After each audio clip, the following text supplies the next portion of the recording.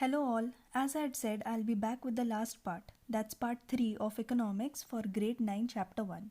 The explanation of the chapter was already done, and now I'm going to discuss the question answers which will help you to score more marks in your exams. Do you remember I had asked you about the name of the fertilizer that our government wants to cut down? It was urea.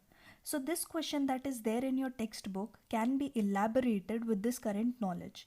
It says modern farming methods require more inputs which are manufactured in industry. Do you agree?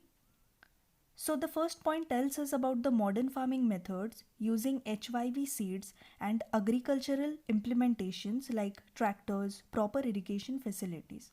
The second point, which is the main focus in this answer, is about how our government wants urea consumption to go down, which degrades the soil. And the last point tells us about how traditional farming methods require low yielding seeds and are less dependent on industrial outputs. The next question is it important to increase the area under irrigation? Why? So the first point says how farmers are dependent on the rainfall in carrying out farming smoothly. The second point tells us how a large area of land will give more output and encourage farmers to take up newer methods without suffering loss.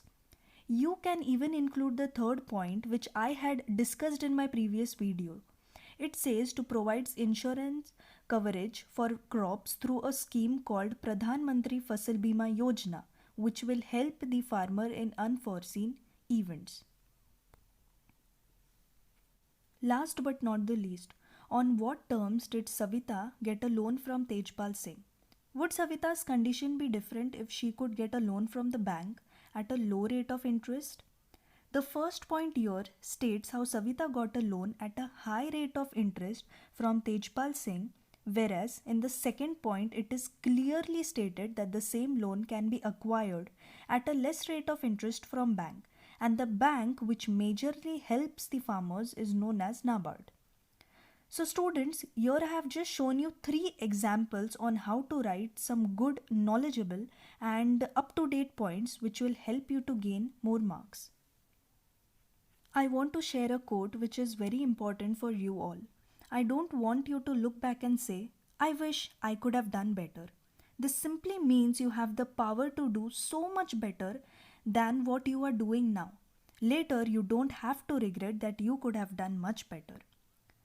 And finally, please do like, share and subscribe. Also put in your comments if you appreciate my efforts. Thank you.